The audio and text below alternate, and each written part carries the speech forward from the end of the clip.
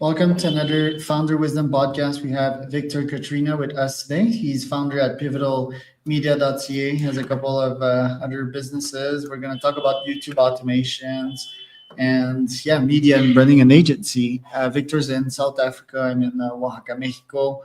This podcast brought to you by podpair.com. If you want the content system that will bring you leads and AdSense money at the same time, you can go to podpair.com. We have a free ebook to start your AI podcast in 2025. Vic, welcome to the pod. Tell me a bit more about yourself and what you're up to. Thank you, Charles, for having me, man. It's a pleasure. To keep it simple, I mean, right now, my present occupation is just to run these automation channels. So, everyone knows YouTube is traditionally you need to show your face on camera, be a sensation online to make money. That's no longer the reality. We can actually create YouTube channels that generate a lot of views, and in turn, we make money from the AdSense revenue. But we don't have to show our face anymore because we can actually automate that system through AI and freelancers and stuff like that. So that's kind of the area of business that I found myself. And then I guess I just got really good at it to the point where naturally people wanted to figure out what I was doing and learn it for themselves. So I just found myself in a place where I ended up building a coaching program, and now we have hundreds of students. And so I do what I teach, and that's kind of the main thing. Everything revolves around YouTube. Love it. Yeah, you look like you're pretty set right now. On how much MRR are you running nowadays to finance your life in South Africa? I mean, you don't need much in South Africa for sure because the cost Yeah. of living is really, really quite low. So, relative when I was living in Canada before, I mean, it was already great. We were able to do 6 figures a month, and that goes a long way, but it goes a really, really far away when you're living abroad, and that's the beauty of being a nomad, I see just you like you, mentioned away. Say again? A sea view mentioned away. It goes a long way to see view mentioned way in Yes. South Africa. Yes, absolutely. Absolutely. Yeah.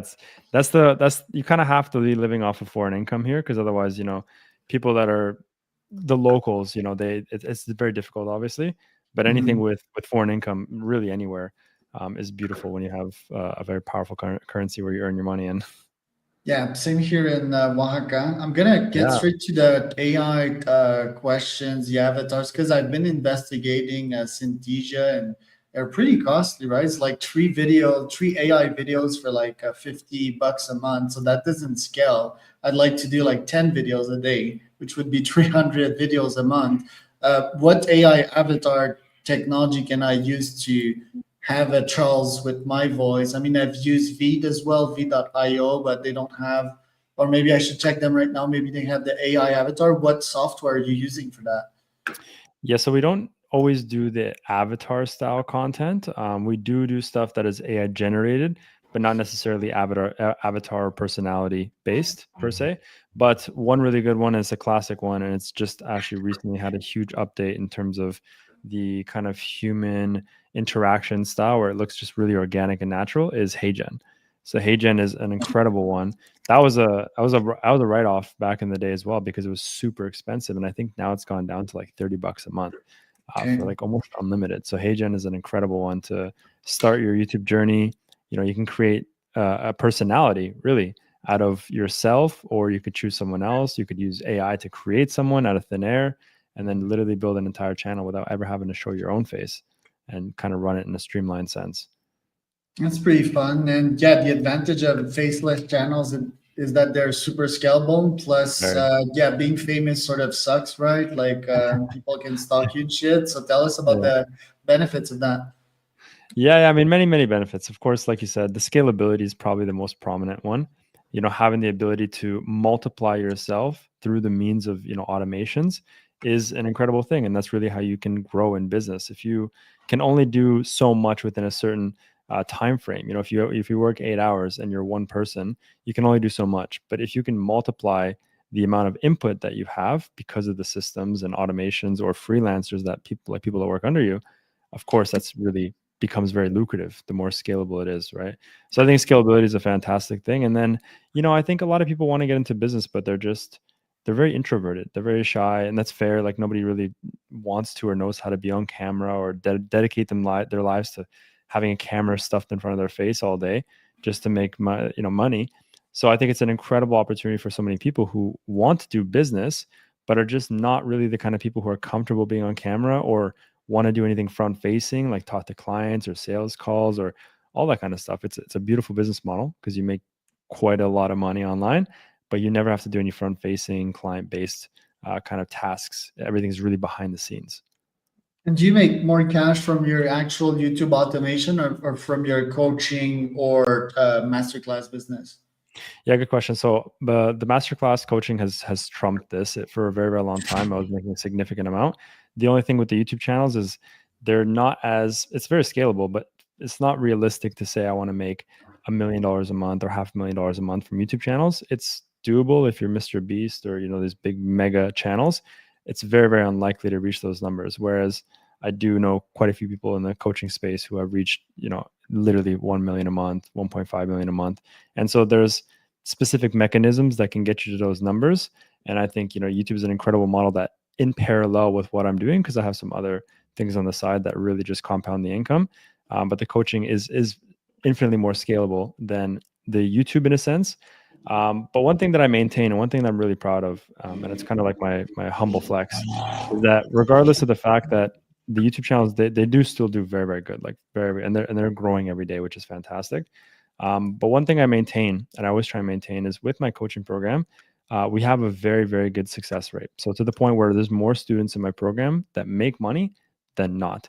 So even though I'm able to make a significant amount of money online through my methodologies, I still maintain an incredibly high success rate. So that for me, I'm very, very happy of, because I know what I deliver is quality. People are happy. People are getting what they need, and obviously I'm being compensated fairly for it. So it's definitely a win-win-win, if you will. Yeah, it's different sources of cash flow as well. Some of these micro cash flow sources, they're smaller, but they're more frequent and they're more Right. scalable. Via the high ticket stuff happens less often and so forth. It Totally. seems that you made a pretty nice life for yourself. Did you check most of your goals nowadays? How old are you, and what's in front of you? Yeah, good question. So 29 right now. And yeah, big goals have been checked off. I mean, I wanted to retire my mom, and I was able to do that 2 years ago. I got her out of Canada, just like myself. I fled from Canada. I didn't really align with the politics and the horrible weather. So I got my family out of there. And yeah, the rest of it's really just, it's now impact based because I feel, I'm very, very blessed to be where I am financially. There's always more, there's always a bigger tip of the mountain you can strive for. But I don't think intrinsically that that's kind of what drives me necessarily as much as like the impact. That's why I love the coaching, because I get to be compensated very fairly, but then I also get to see like testimony after testimony. I did two testimony videos today with students, like interviews, one making 10,000 a month, one making 15,000 a month. So like to be able to just get on phone calls with these people who were never making that kind of money ever and had limiting beliefs around whether they could ever make that kind of money, and then now sitting down and having a conversation with them some months later, it's a really rewarding feeling. So I really love what I do, and I think I'm just now chasing the impact that I can further have. What's the toxic side of social media, Insta and YouTube? Do you feel that there's a side of it that could be improved for the world to scale in a better direction? Good question. I think one thing that I'm even, I fall short in, and I'm being kind of attacked in my own way, is that, the more that I've kind of like shifted my life into entrepreneurship and business, I kind of surround myself with people who are obviously in the same domain naturally. But the issue is all these people are, driving Lamborghinis and doing crazy lavish things. And so I kind of like washed out the more normal content, and I'm only like following people who have these, lavish lifestyles, which what I think does to you is it kind of like reprograms your mind and restructures like what's normal. It kind of like reframes everything, and that's not a good thing, because now I've just normalized this like extremely extravagant life, which is not actually normal, and for most people it's not even what they want. It's just what they think they want because they're surrounded by it so much. And so I think that's just it's very difficult because people are not usually showing the more authentic side of life. It's very like structured and fabricated side, which is just only showing the good instead of the bad. And then even for me, like I said, I ended up just following most people that I know. They do really well in business, and of course they live great lives. And it's just really just restructure the way that I see normality. And I don't like it myself either. So I try and be as distant as I can on social media. I need to use social media, not be used by it. So I try and limit my scroll time and stuff because it gets to my head. So yeah, I What definitely does agree. a day in your life look like, and what's your philosophy on luxury? Because I live quite a luxurious life myself. I expose it less than you do on your social media, and probably live less extravagant experiences. What's your philosophy with wealth, and what does a real day to day life in your life looks like? Yeah, man. So I think a huge priority right now is the scalability of the coaching. So I do a lot of hands-on when it comes to marketing. I have many departments in my company. So we have the marketing department, we have media buying, we have the sales department, we have my setters, my coaches. So there's a lot of departments. So each one requires, we have daily or bi-daily meetings. So I'm spending a lot of time on the laptop on calls. So a call like this is no strange thing for me. I do them on calls. I'm sure you are too. All the time. So a lot of the stuff is just restructuring, figuring out new ideas for marketing, scaling, optimizing. I do a lot of center focus stuff for the coaching, and then for the automation channels. What I love is that you really can get them to the point where they're, I mean, it's in the name, like very very automated, right? So you systemize everything from scratch. So now for the channels, we have channel managers who basically manage the day-to-day operations. They upload the content, they handle the comments, and then you have project managers, which are the people who handle each video independently. They create the videos, they structure everything out, they use our AI systems to create everything from scratch. And then we have quality control teams that manage all the pieces of content, each part and asset of each piece of content, and make sure that they maintain a standard of excellence so that the content is going out with quality. And so having all those people in place, very well trained, well paid, so they're happy with what they're doing and they do it really good. It's really like taken away a lot of the amount of input that's required on my side, to the point where I'm working maybe 1 to 2 hours a week across all the channels. And that's just, a few meetings, maybe bi-weekly meetings, to make sure that they're doing right. So that's, yeah, I love the automation side because of how fulfilling it is, or financially, but I really don't have to do much anymore. And that's just like the end goal for anyone who does YouTube automation, is that they can really get to that point. And we teach those exact systems, how to have the channel managers and project managers, and really just buy back your time.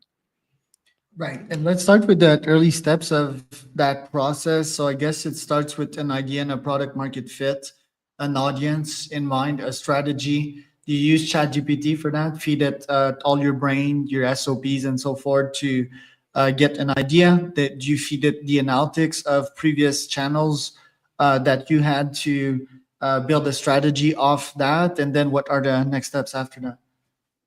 Yeah, good question. So, I mean, we are starting to utilize AI in the sense where we're able to, micro analyze data, like positive data, negative data, and use that to be able to actually create strategies based on data and historical evidence of success.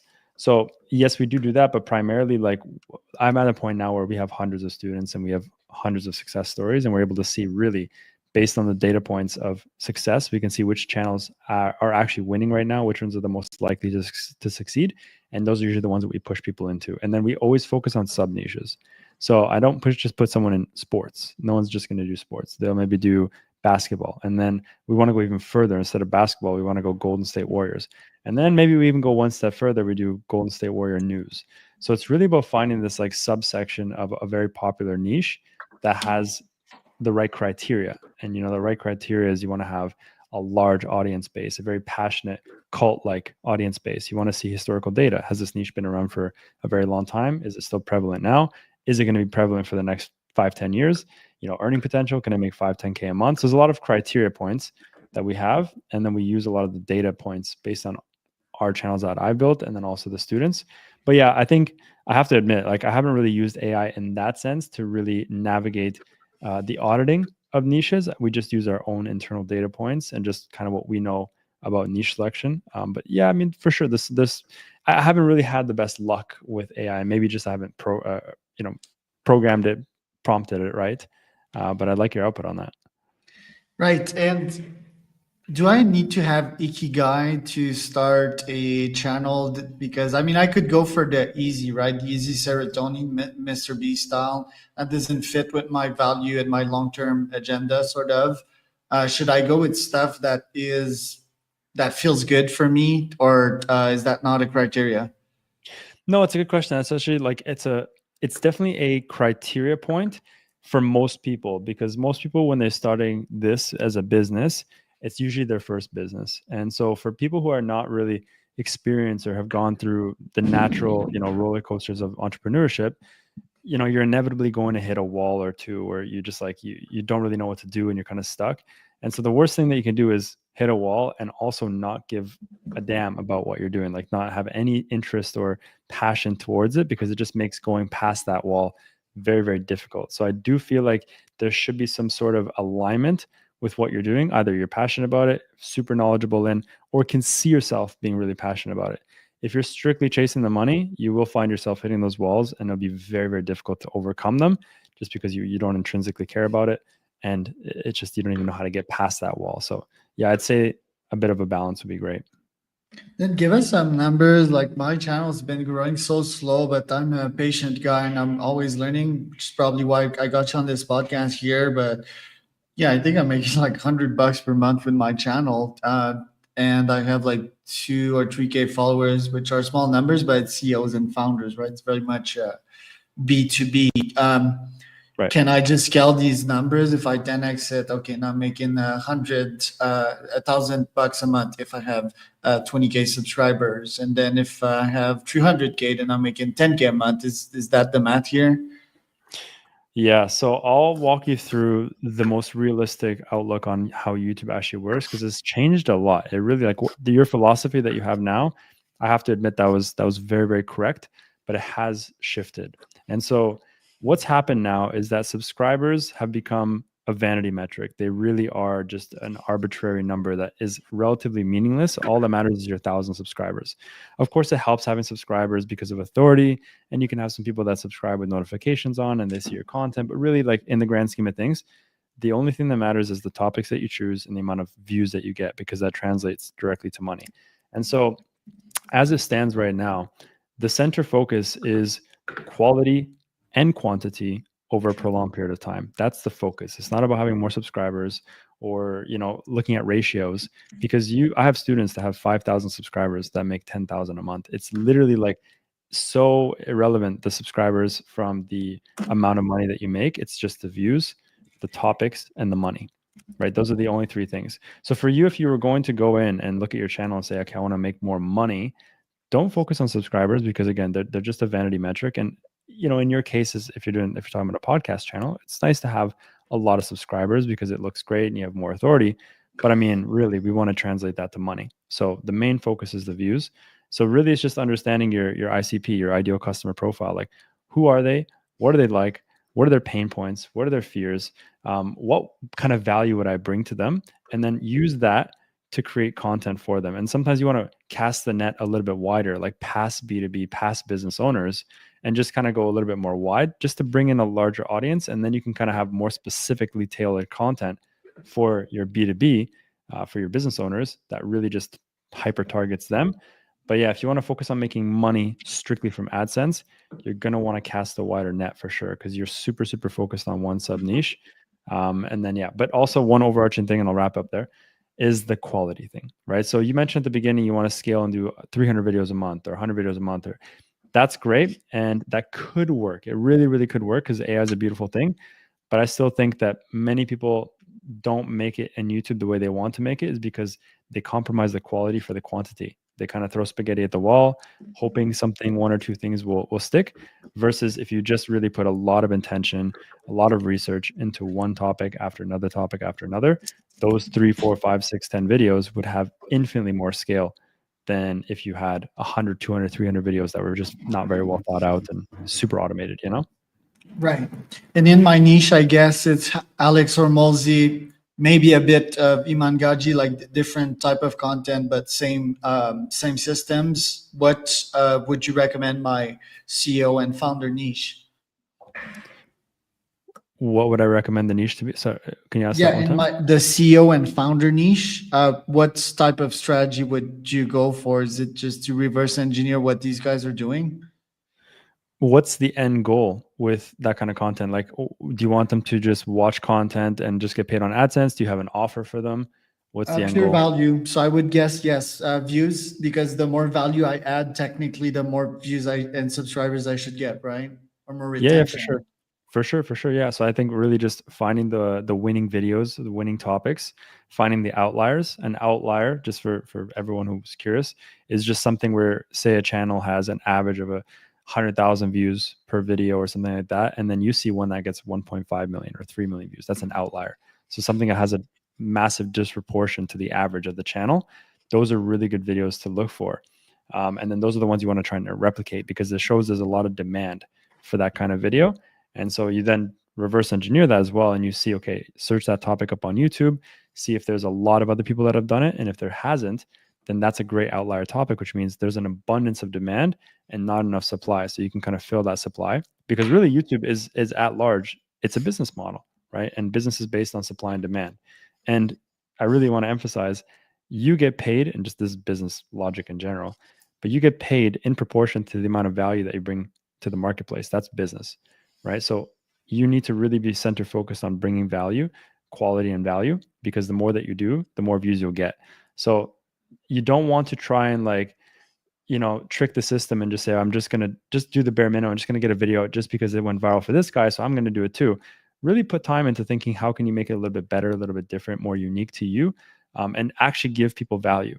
Don't YouTube doesn't owe anyone views. It doesn't owe you views, me views, anyone. They don't owe you views. You have to earn those views by actually creating quality content that people want to watch to be deserving of those views. And when you are creating content and showing YouTube you're putting in that effort, they will reward you. We don't spend $1 on ads. We never have. I never will. Everything is done organically, because we know exactly how to create content that people want to watch. And then once you understand that system and that philosophy, and you maintain that philosophy, you can kind of see a very consistent growth structure. Yeah, I love that. I mean, guy like me, I've always been about systems and quantity, so I sort of need to revisit that. Even this podcast, it's being streamed live on YouTube, and gonna have like 5 to 6 views. When I go live and it's not the StreamYard live, I see that I get like 300 views, even 1,000 views sometimes in my hit workouts, because I have a hit workout channel. It's always interesting trying to understand the YouTube algorithm. How do you keep track of the YouTube algorithm and its changes? Yeah, I mean, it's my job, so I have to always stay up to date, Really, it's active participation, being intentional, you got to sometimes put back on your consumer hat. I'm usually the creator, the producer, but I have to put on my consumer hat, and I just go down these binge rabbit holes of watching channel and video and all this stuff. There is one plugin which I do love, and this is a competitor. I'm going to shout him out because honestly, he did a fantastic job at creating it. It's a plugin called Nextlev, Nextlev. It is a phenomenal plugin. It shows you which channels are monetized. It shows you their analytics in a very, very detailed, very granular level. And there's a part of that extension where if you find a channel that you really like, there's a button that says similar channels, and you can click on that button and it'll show you more channels that are just like that. So when you find this like really cool niche or sub niche, and you need to do more exploration because you need to learn more about it and find more competitors, like competitor research is how you win. When you have the best competitors that you can emulate and get inspiration from, that's how you win. If you don't know who your competitors are, you'll never make money. So you got to really know what's happening in the market and really just do your research. And so a plugin like this makes your life infinitely more easy, because you don't have to do the manual research like I would have always had to until recently. So yeah, plugins are really cool to have. And then also vidIQ, you're maybe using that one. It's a great one. So that one, once you install it, they have now a built-in outlier score. So you can literally just go and look at every single video, tell you like the outlier multiplier. And that's a great way to gauge if that's a good video. So that's the first level. You see the multiplier, and if it's good, then you do the further research to see really how popular is it online. If there's a ton of it, then don't do it. If there's not much of it, that's a good sign. Man, I just wish an AI could do like all of that, right? Because I'm using StreamYard to do it live, so it's low edit, right? And then I depend on Shorts to bring me my core views, anywhere from 500 to 1K views, which is small bread for you for sure. But these are automated, and these are built by AIs. The Opus AI Shorts, if you've checked out those, it's sort of cool because it removes the silences, the ums, the as. It adds sort of AI created images, right? But first, it's not as punchy. because the Hormozy videos, for example, they're all scripted, right? I can do that with AI. It's no biggie, and I can possibly outsource it to an AI with HeyGen, which I'm going to test out today, to make the video better. But Hormozy and Mr. Beast have like all these cuts, all these scenes, all these flabbergasting visuals and audios. Plus, it's funny sometimes, right? I guess I could sort of automate that, but there's no apps right now that is replacing the full video AI editors. Do you have any in mind? I swear I came across one for shorts a while ago, and I can't necessarily remember which one it is. I swear I knew. But right now, what I love in terms of AI video editing tools, it's in Yeah, video AI. That's yeah, like the top one in my opinion. That's not going to do what you're talking about. That's a different okay. style of AI, but it's an incredible AI tool. Um, and then we have another one called Flicky, Fliki. That one's really, really, really good. But again, it's gonna help you create more original style shorts. So it's not really gonna help with the podcast stuff. But CapCut is really, really good. CapCut and someone overseas that you can pay for $2 a reel will go a very, very long way.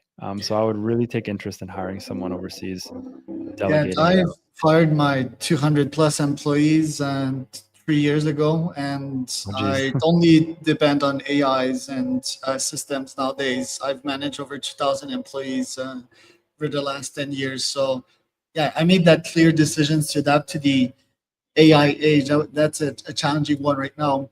Just to wrap the podcast up, you're probably familiar with Iman's video, right? Like, what's the strategy behind these? Like the car renting, how they chose their topics, their luxury strategy. Can you dissect that one? I mean, there's quite a few. There's a master strategy to the whole thing. I can kind of tell you the one of the main things that he does. So YouTube is obviously his main acquisition system that he has for generating leads. Of course, then he has Instagram, and through his Instagram, he has this like social domination package that he went with, where he has like 30 or 40 different Instagram accounts, and they're all reels. So they're all repurposed reels, and they're all different kinds of reels. Some of them are more like emotional, some of them are more like value based, some are more lifestyle, and they all just like attract a different crowd and all funnel back to his main account. Really smart strategy. And then for YouTube, his strategy is that he has this one video that has the most views on his channel. It's his VSL, and VSL is a video sales letter, which essentially just sells him and his program. And every single YouTube video on his channel has one link. He has no links in the description for anything except for one link, and that one link and all the end screens all lead back to this one video. So his entire organic strategy is just pumping out content that just goes viral. That's what he does. He just specifically targets viral worthy videos and topics that just go crazy, and then all of it funnels and leads back to his one VSL, which then in that one VSL, the one link in the description is his landing page to sell his SaaS software. And so that's his strategy. It's very, very good. And of course, like, people are very attracted to the luxury lifestyle, the fancy life, the yachts, the jets. And, he really just pulls on heartstrings really, really well. He kind of demonizes the education system and the traditional 9 to 5 route and makes it look like, Uncle Sam and the big guy up there is out to get everyone. And so he really just instills a lot of fear. He's really, really good at that. And then, of course, once everyone's terrified and shivering, he comes out as that problem solver and says, hey, his system is going to get you out of the rat race. And so, I mean, he does it incredibly well. It's very intricate. It's a masterpiece what he's created. But everyone has their own mixed opinions, and that's, he's a business owner, he's a businessman, he's making his money the way he's making it. And the thing is, regardless of his approach, and some people might call it manipulative or whatever it is, he's made a lot of people a lot of money, and some people he hasn't. But I mean, he's made an impact, a big, big impact to many people who have started agencies, done incredibly well, changed their lives. So there's impact there that you can't, it's not negligible. You really have to take into consideration. But yeah, he's a smart guy. He's very young too, super young, a very, very cool guy. Yeah, once you reach scale and fame, you will scale hate and success, right? Yeah. Like both at the same time. There's no shortcuts around that. So, gotta admire the strategy behind it all. Where can Right. people find out more about you, Victor? Yeah, I think just on my personal Instagram would be great. If you guys are at all interested in learning more about YouTube or whatever the heck I do, or just want to have a chat with me, that's perfectly fine. So you can find me at It's Vic, so ITSVICKK. That's just my personal Instagram, and I post lots of stuff about my own life and YouTube as well. So yeah, would like to chat with you all for sure. Was Vic